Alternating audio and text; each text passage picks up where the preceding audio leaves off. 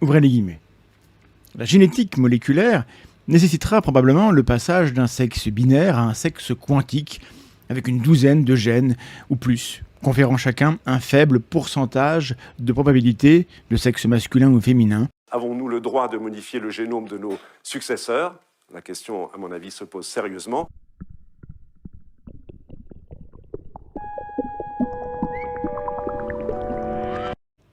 Il n'y a pas de raison évidente pour que les organismes pluricellulaires complexes aient besoin de deux types de gamètes, ni pour que ces deux types soient si différents en termes de taille et de structure. Il est parfaitement possible de fabriquer trois types de gamètes différents, voire plus, ou des gamètes qui varient continuellement, tout comme la taille des personnes varie continuellement. En revanche, modifier le génome d'un embryon humain peut entraîner tout un tas de choses, des complications, des petits soucis, voyez-vous. Allergies, poison, la mort. Une bonne façon de comprendre cela est d'imaginer une espèce qui a réellement trois sexes biologiques. Les biotechnologies ont proposé de guérir les maladies mitochondriales en retirant le noyau d'un ovule contenant de l'ADN mitochondrial sain et en insérant un nouveau noyau contenant l'ADN nucléaire d'un ovule malade et l'ADN nucléaire d'un spermatozoïde. L'enfant qui en résulterait aurait trois parents génétiques. L'une, c'est éventuellement de faire une thérapie génique qui viserait les cellules germinales et donc dont l'effet serait persistant aux générations suivantes. Avons-nous le droit de modifier le génome de nos successeurs? La question, à mon avis, se pose sérieusement. La réponse actuelle, à mon avis légitime, est non, mais après tout, la question peut se poser.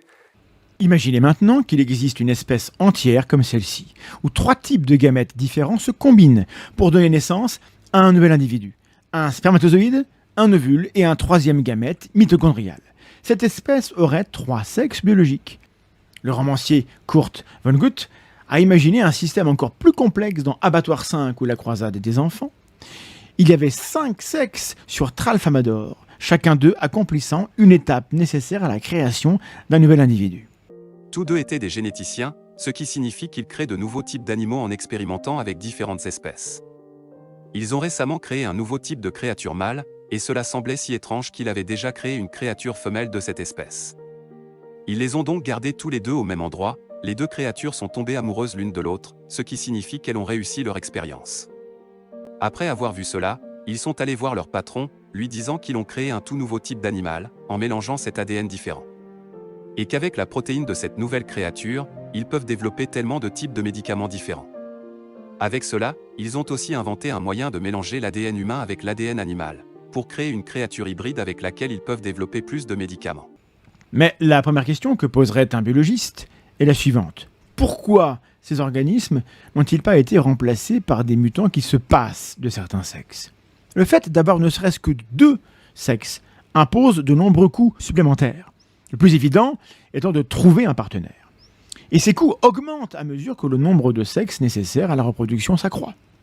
Les mutants ayant moins de sexes laisseraient plus de descendants et remplaceraient rapidement les tralfamadoriens existants. C'est sans doute ce qui explique la prédominance des systèmes à 2 sexes sur Terre. Dans la scène suivante, nous voyons l'étrange créature et elle avait 2 jambes. Clive a vu la créature sur la caméra de vidéosurveillance et a dit à Elsa de sortir du labo dès que possible et qu'il tuera avec du gaz toxique, mais Elsa n'a pas écouté Clive. Elle a dit à cette créature qu'elle ne lui fera pas de mal et qu'elle n'ait pas peur, puis l'étrange créature s'est approchée d'elle. Après, les 2 scientifiques ont tranquillisé la créature et font de nombreux tests dessus. Ils ont découvert que c'était une créature femelle et elle grandissait rapidement, et après un certain temps développant pleinement son corps, elle mourra. Sa durée de vie est faible, elle grandissait très vite et se développait et elle grandissait aussi ses mains, et son cerveau à un rythme rapide.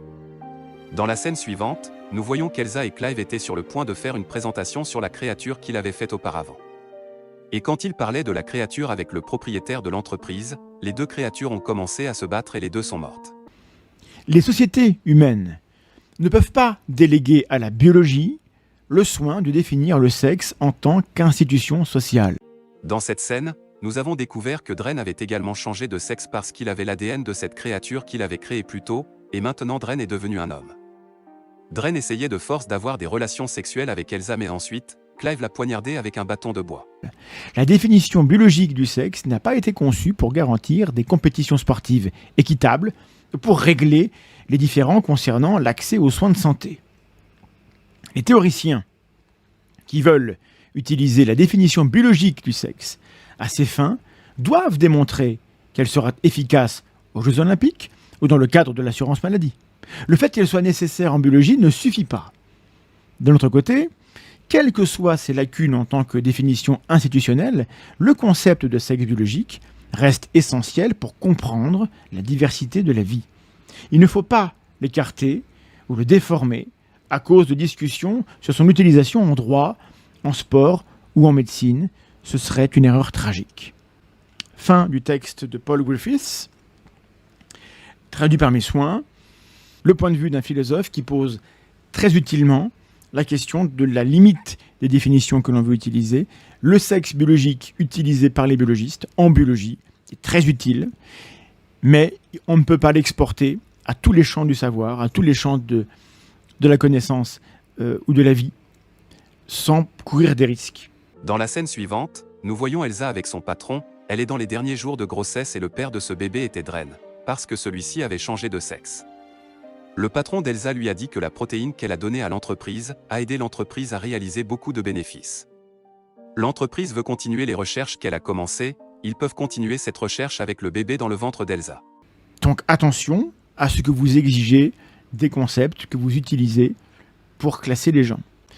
Attention à la tendance idéologique qui consiste à vouloir absolument mettre les gens dans des cases, des catégories, et à dire que ces catégories sont scientifiques. Merci beaucoup, prenez soin de vous, à très bientôt, éventuellement des bisous.